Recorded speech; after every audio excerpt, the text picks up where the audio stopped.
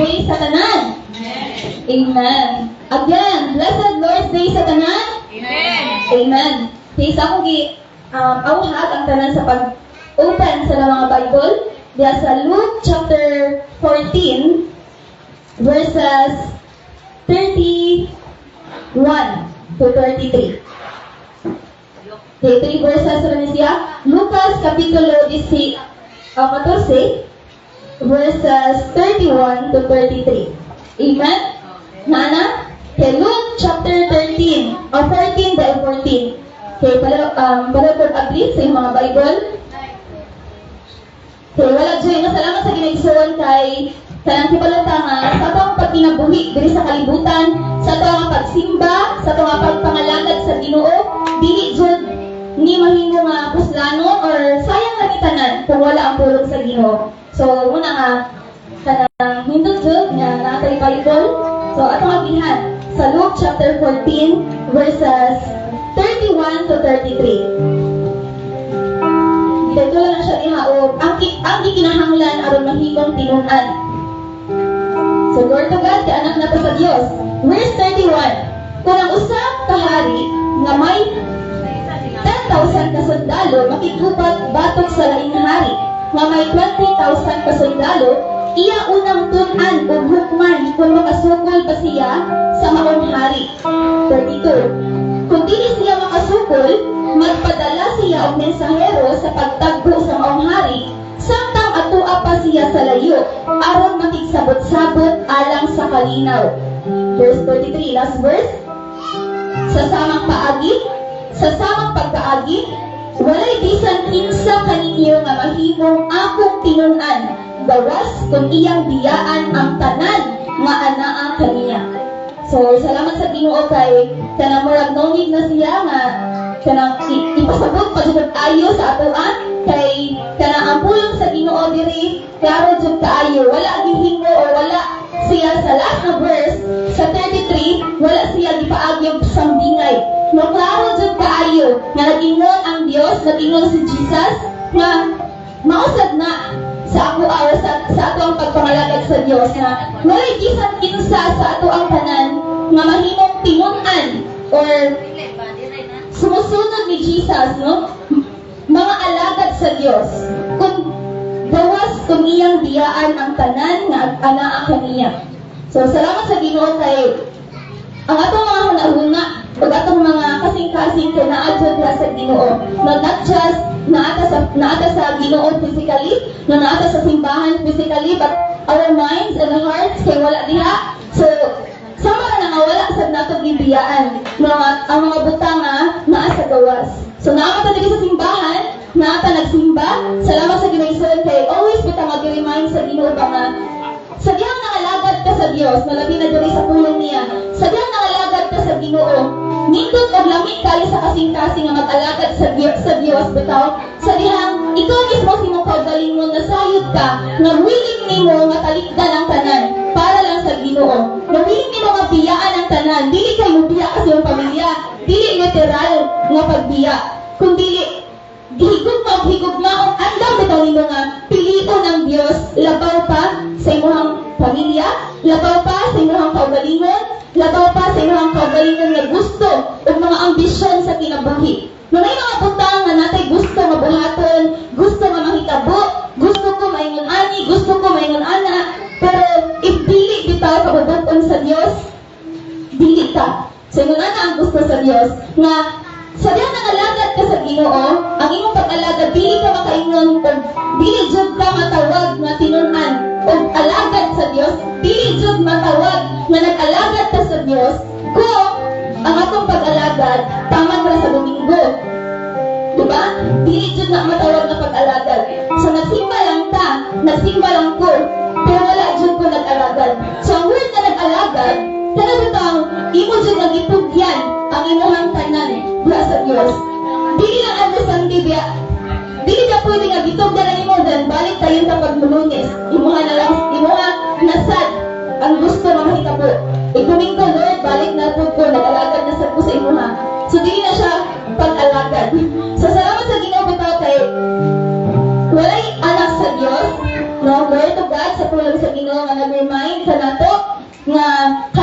sa Ginoo, kasing-kasing sa Dios, ug kanabutang grabe kaayo na nga kalipay sa Ginoo sa dihang gipili nimo igsuon ang Dios labaw sa tanan. Kibalang Ginoo sa mga butang ang gikabisihan nimo karon, pero mas gipili nimo nga unahon ang Ginoo. So, basahan gani igsoon ang pulong sa Ginoo. Ang imo bitaw nga paghatag og sa imong panahon diri, nagsimba ka, basahan gani ang Bible. Mabati igsoon nimo sa mga kasing-kasing nga dili na siya sayang at ubangan sa Dios. Nasay man kun kay wala gabi na maanad na kasimba, murag feeling nimo murag kanang naanad na sa Ginoo sa imuha nga nakasimbahan. Pero basahan gani ang Bible. Ipakita ni sa Ginoo sa imuha ba kung unsa siya nga naka-appreciate sa imong gibuhat para sa iya. So, muna nga, hintod di kayo nga mag-alagad sa Ginoo, padayon ka nga magpadamit sa Dios na naaampulong sa Ginoo. Kanunay nimo nga ginakuptan o gititigan. Basta ka sa pulong sa Ginoo, tungod kay mga na sekreto nga malahutay jud ka sa imong pagsimba, malahutay ka sa imong pagpangalagad. Dili jud ka makaingon nga ganahan ka mosimba if wala kay basa-basa. Igsoon. So, muna nga, biyayang tanan, bahalag kapoy, pulong sa Ginoo, unaha ang pulong sa Ginoo, bahalag mo nagtapol, magsimba, unaha ang Ginoo. Nung kay grabe dyan ang kalipay o buhaton sa nga paglipay sa Dios sa imuha, sa dihang gibiyaan mo ang tanan. Kasi po ka sa kasabiyaan.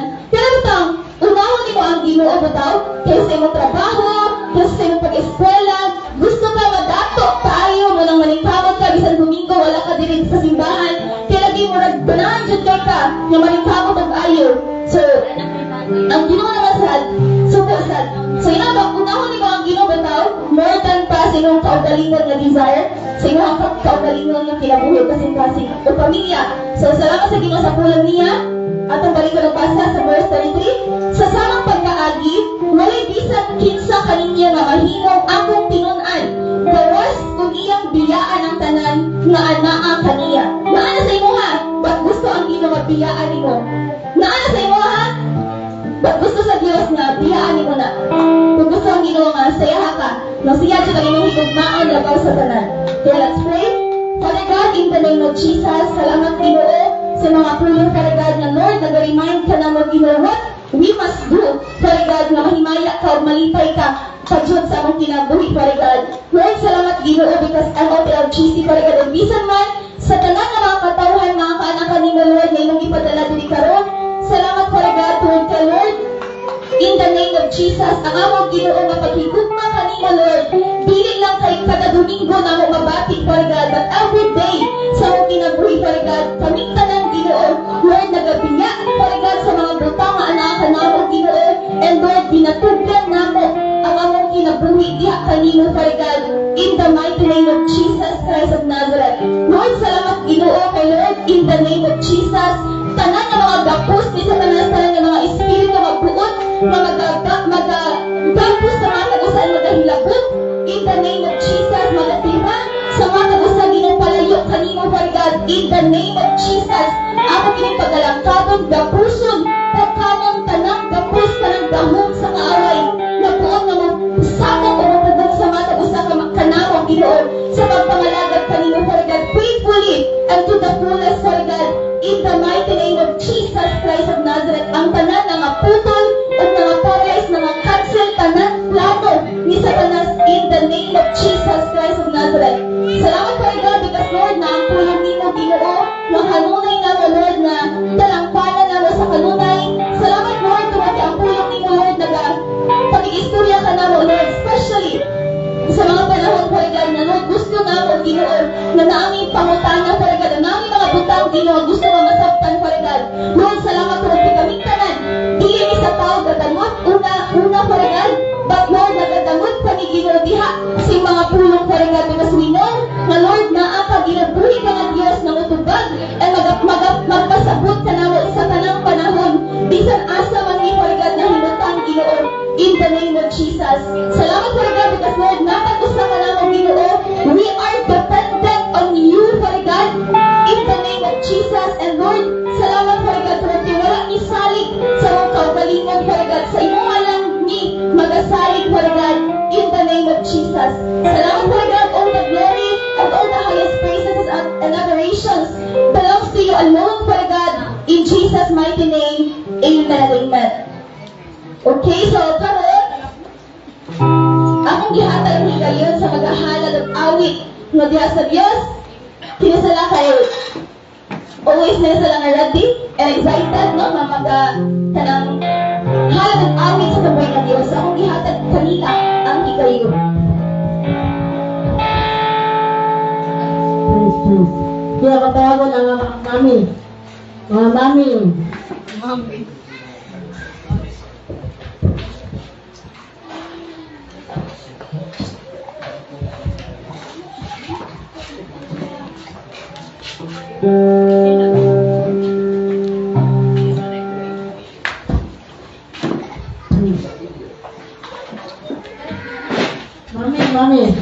Yes. Mami Edith.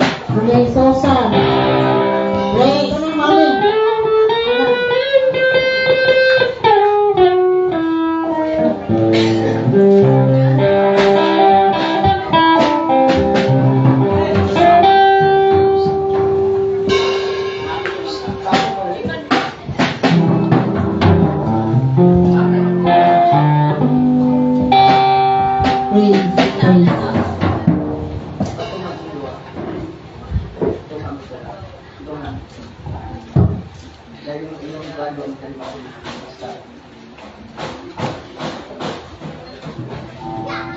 Dili lagi ba?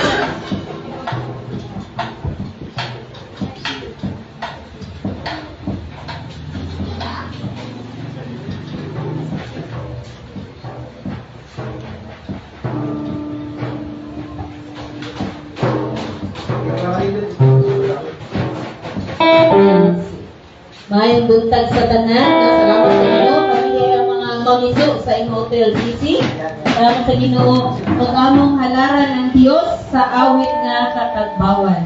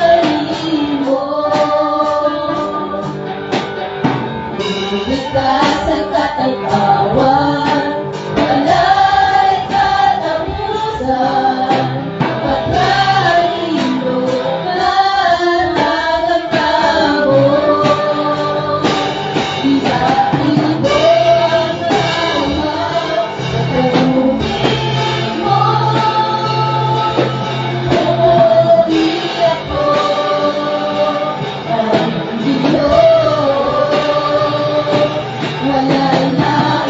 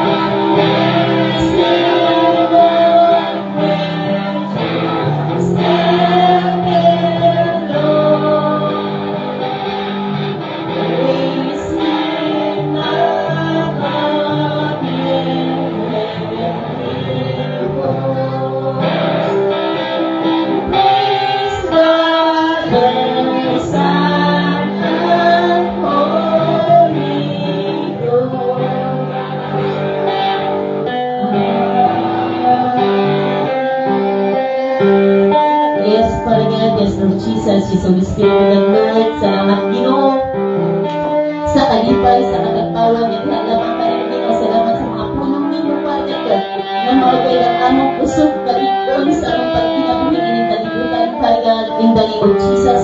Bisan pa man, Father God, salamat Ginoo sa tanang panalangit niya yung ginabubok, Father God, sa mga sa kanamo, o salamat, Father God, sa salapit na niya karoon sa mga tugangan, Ginoo, Lord, panalangin ni Kini, Father God, Lord, na magamit kayo sa pagpauswag, sa pagpalambo sa mga bulagon, Father God, sa pagdaghan pa Diyos ng mga kalat, mga katawan, Father God, makaangko magkaluwasan, pinaagin ng salapit, Father God, salamat Ginoo sa inyong mga kanikan, Father God, na obediently, faithfully, Father God, nga nagasunod, Father God, Lord, nagapuli sa inyong bahin, Father God, nagahatag sa ilang tukmay, at kanimong Ginoo, in the mighty name of Jesus Christ of Nazareth, salamat, Father God, kay Lord, imo kini nga ikaw nagapanalangin, balik kanilang tanan para kanama mga tanan para Lord, abundant blessings para overflowing blessings para Lord, in the mighty name of Jesus Christ of Nazareth. Salamat para God, kay dili kayo't makasakmit ninyo ang mga buhat sa kaaway, in the mighty name of Jesus Christ of Nazareth. Salamat sa unlimited protection niyo magkinahatag sa imong mga kanakan,